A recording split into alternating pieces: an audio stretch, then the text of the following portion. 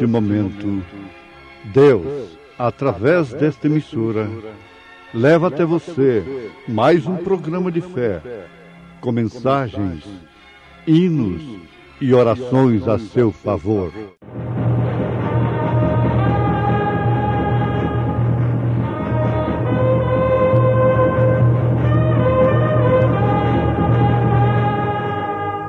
Fé para vencer.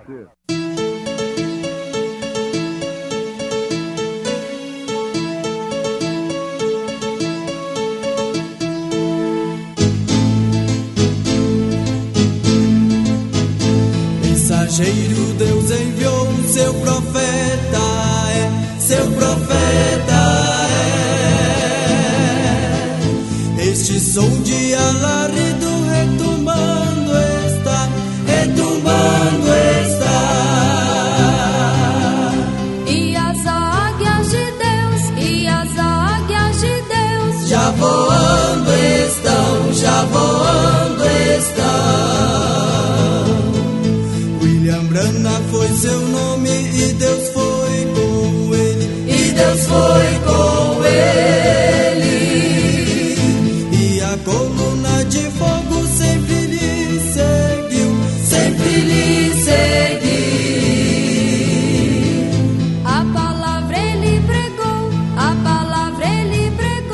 com fidelidade. Se vós estiverdes em mim, e as minhas palavras estiverem em vós, pedireis tudo o que quiserdes, e vos será feito.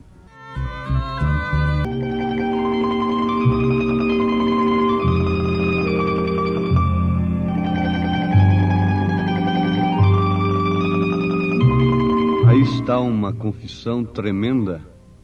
Eu te amo, Senhor. Eu te amo.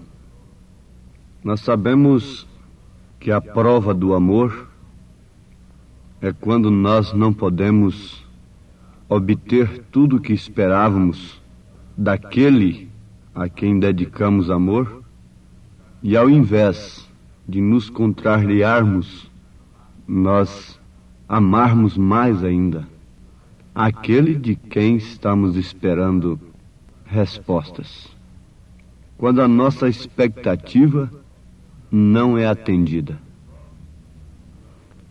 Um jovem cristão chegou ao profeta desta era e lhe perguntou: o que acha o senhor daquela mocinha? Ele queria se casar. Então o profeta lhe respondeu: quanto pensas dela? Ele disse: oh, eu a amo tanto. O profeta lhe respondeu: se você a ama tanto, ao ponto de não viver sem ela, se vai morrer sem ela, então casa-te com ela. Veja só o quanto deve se amar para um casamento. Se vai morrer sem ela. Mas quando você estiver desgostoso com ela, porque antes tudo está bem, mas depois, então é que vai provar se tem este amor mesmo ou não, se não passou de uma paixão carnal. Então, quando você estiver desgostoso com ela, que ela não pôde atender certas expectativas suas, então demonstre amor por ela. E assim vice-versa. Ela demonstre amor por ele. Assim também deve ser com Cristo. Quando ele não responde todas as nossas orações, e que muitas vezes parece ficar indiferente às nossas condições e situações, então é quando devemos demonstrar o nosso verdadeiro amor por ele. Jó é um exemplo. Satanás o acusou dizendo que ele era fiel porque tinha tudo.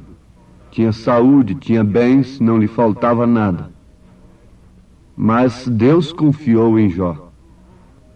E Jó provou que o seu amor a Deus não era somente nas horas fáceis, mas também nas horas difíceis.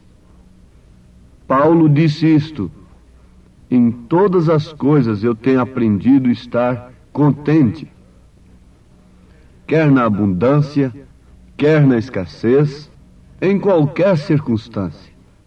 Posso todas as coisas naquele que me fortalece. Amar é justamente isto.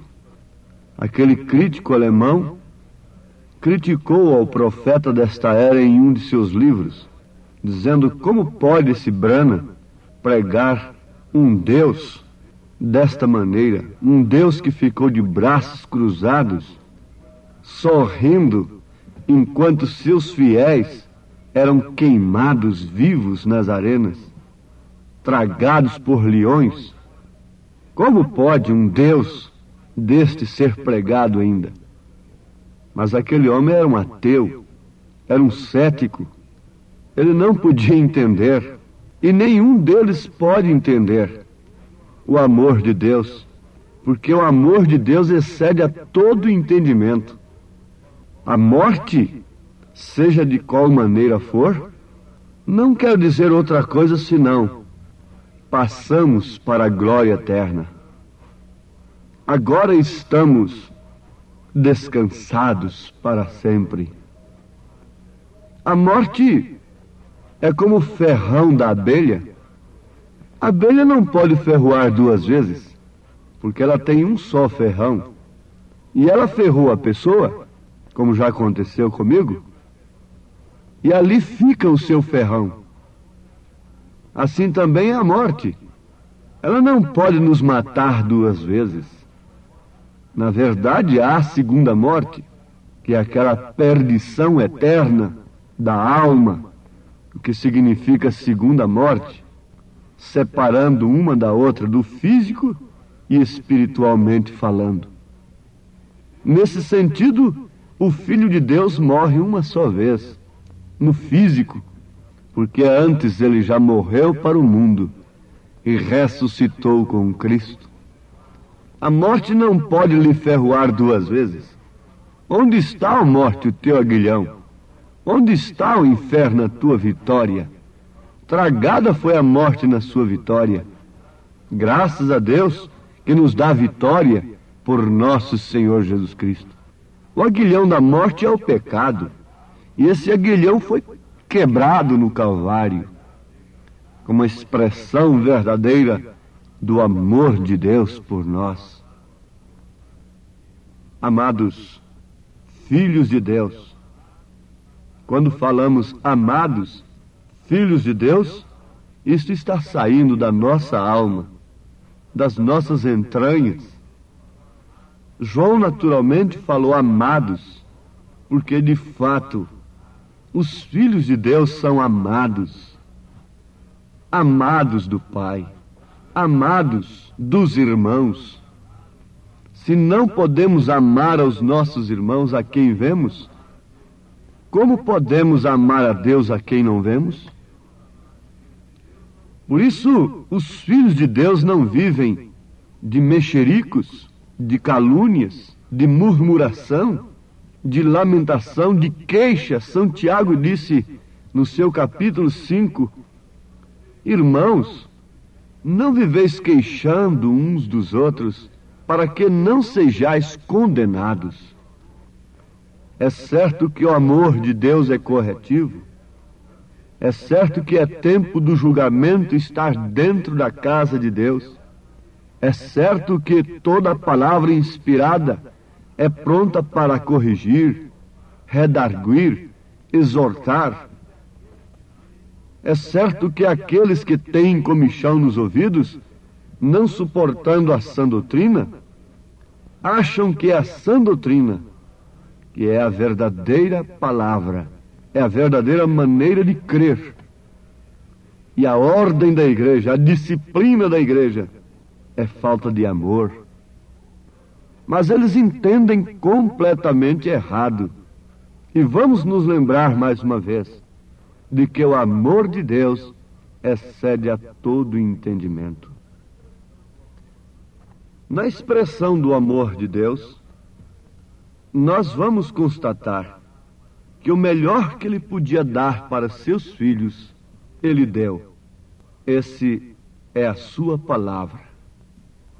Notemos que Jesus disse: se vós estiverdes em mim, e as minhas palavras estiverem em vós, pedireis tudo o que quiserdes, e vos será feito. São João, capítulo 15, versículo 7. Então, o melhor que um homem pode dar para uma mulher, um moço dar para a moça, é a sua palavra. Quando se trata de um moço de caráter cristão, então a sua palavra é tudo, e também da moça para o moço. Maria estava casada com José. José estava casado com Maria pela palavra. Eles já eram esposos. Sim, pela palavra. Agora vejam o valor da palavra. E a melhor coisa que Deus podia dar para os seus filhos era justamente a sua palavra. Vamos notar aqui, se um de meus ouvintes soubesse como salvar um de seus filhos, vamos supor, você tem um filho único, e agora você sabe que para salvar o seu filho, salvar eternamente, dependeria de fazer uma parede de concreto ao redor dele, de 10 metros de espessura. Eu creio que você faria uma parede de 20 metros. Não mediria esforços. Você faria aquilo tudo, daria mais do que você podia dar para salvar o seu filho. O fruto de suas entranhas, de sua alma. Você daria tudo, mais do que você pudesse, para salvar o seu filho, não? Deus deu tudo para salvar-nos. Deus nos deu a sua palavra, a ponto desta palavra se fazer carne. Vejam São João capítulo 1, versículo 18. Ninguém jamais viu a Deus, mas o Filho unigênito do Pai, que está no seio do Pai, este o fez conhecer. Pela palavra do homem você conhece o seu caráter. A palavra do homem é a expressão do seu caráter. O que um homem está cantando, o que uma mulher está cantando, falando, expressa o seu caráter. Somente as pessoas que não têm a ciência de Deus é que não podem ver isso. Mas diga a qualidade de música que te agrada, a qualidade de literatura que te agrada, a qualidade de moda que te agrada, e eu direi a qualidade de espírito que você possui. Isso é matemática. Se a matemática não falha, está aqui uma coisa que não falha. Diga a qualidade de música que sua alma se apraz. Me faz lembrar de um amigo do profeta descrente, ligou o rádio do seu carro numa música desta, que somente uma alma separada de Deus tem prazer. Ele disse: não, desligue meu rádio, por favor. Eu não aceito isto dentro do meu carro. E um dia eles estavam pescando juntos, e logo os passarinhos começaram a gorjear por ali, cantando daqui e dacolá, e aquele barulho todo à margem do rio, naquelas matas.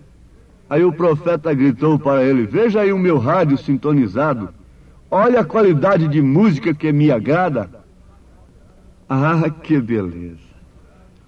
Mas vamos nos segurar nesse pensamento. O melhor de Deus foi feito carne, a sua palavra. No princípio era o Verbo, e o Verbo se fez carne. O Verbo estava com Deus, o Verbo era Deus, e o Verbo fez tudo porque é a palavra. E disse Deus: haja. Então ali estava logo mais tarde a palavra encarnada, andando sobre a criação, sobre as águas. Ora, como podia a criação afogar o Criador? Jesus andando sobre as águas, poder sobre a natureza, poder sobre as enfermidades, poder sobre os demônios, poder sobre a morte, poder sobre o pecado. A palavra encarnada. Um filho se nos deu, mas veio para que era seus, os seus não o receberam, mas todos quantos o receberam, foi-lhes dado o direito de serem feitos filhos de Deus. A essas alturas não me interessa mais nada deste mundo. Antes de ter certeza que sou um filho de Deus, eu não quero mais nada, não quero nem viver, antes de ter certeza que sou um filho de Deus.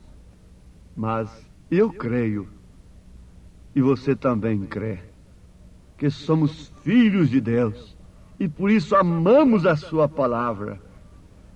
A melhor coisa que Ele podia nos dar, para nos cercar, para nos salvar. Ele deu isto para Eva, mas Eva não soube se guardar, não soube usar. Quando a serpente lhe apareceu ali tão linda, aquele indivíduo tão bonito, então ela não soube se resguardar, não soube usar o que Deus lhe dera. Porventura, isto não está acontecendo com a igreja? Deus tem dado a melhor coisa para nós, meus irmãos. Melhor do que tudo que você possa pensar. Você pensa que o meu coração se encheria, os meus olhos vibrariam em ver grandes coisas materiais, e eu saltaria e diria: ó Deus, que grande Deus que tem me dado esta grande catedral, esse mundo de ouro, esse mundo de prata. Não, Deus nos deu uma coisa muito melhor do que tais coisas, nas quais os homens têm posto seus corações. Deus nos manifestou o seu amor desta maneira, se encarnando, fazendo a palavra se encarnar. E com esta palavra, Ele próprio resistiu a Satanás. Está escrito, Satanás. Com esta palavra, a sua igreja resiste a Satanás. Quando ele abre as portas do inferno para ela, quando ele abre as portas da riqueza, das doações, quando ele abre as portas do mundo para ela, ela usa a palavra.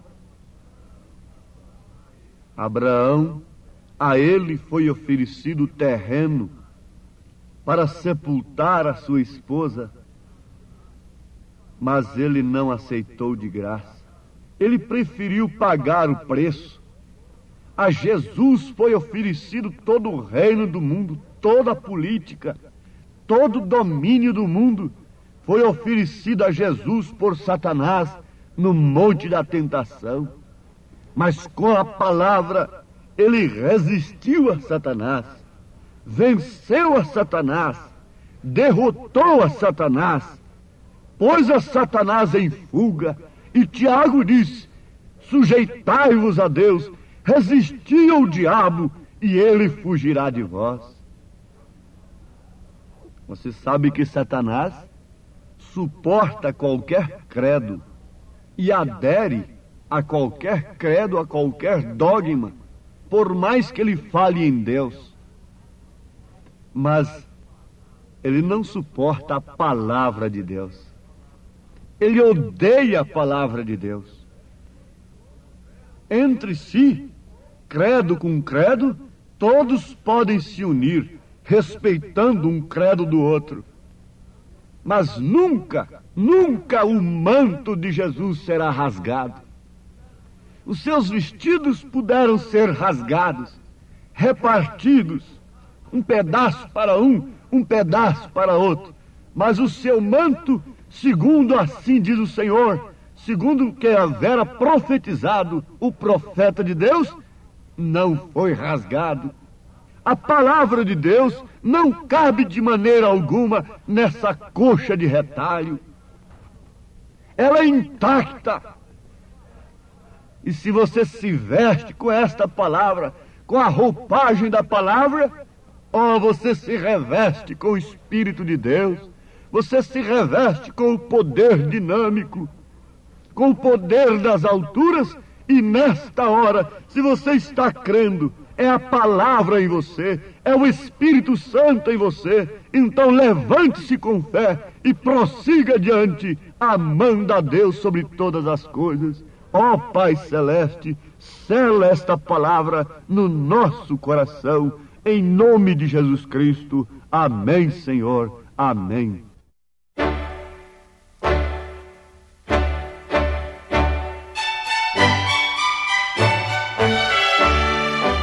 Ouvintes, escreva-nos pela caixa postal de número 15.020, 15020, CEP 74.501-970, Goiânia, Goiás. O nosso endereço na internet é www.apalavraoriginal.org.br. Volte a nos ouvir amanhã novamente neste mesmo horário, nesta emissora, se o Senhor nos permitir, com fé no Filho de Deus, a fé que vence o mundo.